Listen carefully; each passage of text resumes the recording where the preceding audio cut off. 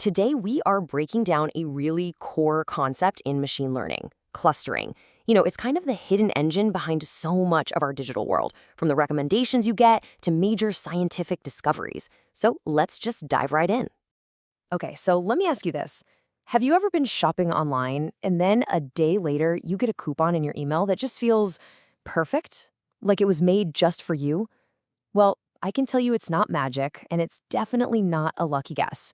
It's actually a super powerful application of clustering. At its heart, clustering is what we call an unsupervised learning technique. Now, what does that mean?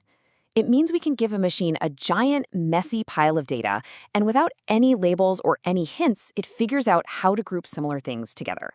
It's kind of like if you were to sort a mixed bag of groceries into fruits, vegetables, and dairy, but you've never even seen a grocery store before. You just look for what's naturally similar. So how does a machine even start sorting all this stuff? Well, one of the most intuitive ways is with something called hierarchical clustering. And honestly, the name says it all. The goal here is to build a hierarchy, a structure that looks a whole lot like a family tree, showing how every single piece of data is related to every other piece. Right, so you can build this tree in two ways. You can start from the top with one giant cluster that contains everything and split it apart. That's called divisive. Or you can do the opposite. Start at the bottom with every single data point in its own little cluster and then merge them upwards. That's called agglomerative. And since that bottom-up approach is way more common, that's what we're going to focus on. The logic here is actually beautiful in its simplicity. Just imagine a scatter plot of dots. The algorithm looks at all of them, finds the two dots that are closest to each other, and boom, draws a circle around them. That's a new cluster.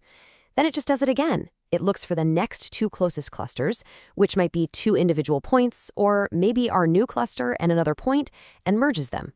And it just keeps repeating this step by step until everything is grouped together into one single massive cluster. What's really cool is that the final output isn't just a set of groups. It's this special diagram called a dendrogram. It's a visual map of the entire process we just talked about.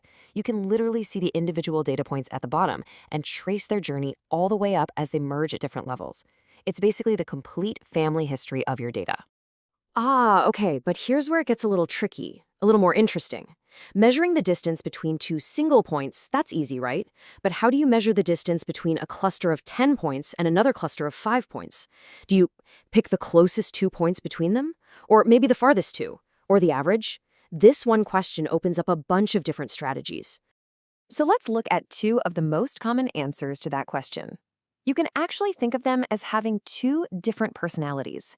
One is an optimist, always looking for the best possible connection. And the other is a pessimist, who's always preparing for the worst-case scenario. So single linkage, that's our optimist. It says the distance between two clusters is just the distance between their closest two members. It's always looking for the nearest neighbor. This can sometimes lead to these long chain-like clusters. But then you have complete linkage, our pessimist. It defines the distance by the farthest members. It considers the worst-case maximum distance, which tends to produce these really tight, compact, spherical clusters where everyone is pretty close to everyone else. Okay, let's switch gears completely for a second. What if you don't actually need that whole detailed family tree? What if you just know you want, say, 3 distinct groups of customers? That's where a totally different method like K-medoids comes in. The goal here isn't to build a hierarchy at all, but to play a game of picking the best possible team captains for your data. So here's how the game works. First, you decide how many clusters you want. That's your K. Then the algorithm just randomly picks K actual data points from your set to be the first team captains. We call them medoids. Every other point then joins the team of the captain it's closest to. But here's the really clever part. The algorithm then tries swapping a captain with a regular team member. If that swap makes the teams, on average, more tightly packed, it keeps the new captain. And it just keeps doing this over and over until no swap can make the teams any better. So how does it know if a swap is actually an improvement? Well, it calculates something called cost. The cost is just the total sum of all the distances from every single player to their team captain. A lower cost means the clusters are more compact, more well-defined. And the entire goal of this game, this algorithm, is to just keep swapping captains around until it finds a setup with the absolute lowest possible cost. So we've seen two really different ways of thinking about this. We've got building a detailed family tree versus just partitioning the data into some preset teams. The obvious question is, well, how do you choose? Which one is right for you? Let's put them side by side. The trade-offs here are actually really clear.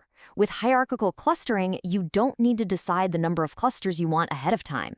You get the full dendrogram, the whole family tree, and you can decide later how many groups to make.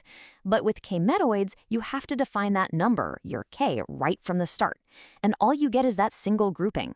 So your choice really depends on what you already know about your data and what you're trying to find out. And that really is the crucial point. There is no such thing as a universally best clustering algorithm. It just doesn't exist.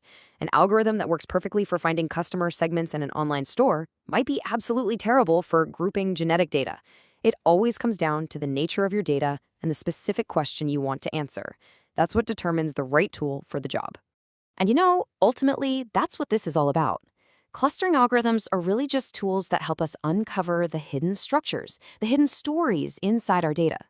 So whether you need the detailed ancestry provided by a dendrogram or the clear-cut teams from K-medoids, the goal is exactly the same: to turn a messy, noisy cloud of data points into some kind of meaningful insight.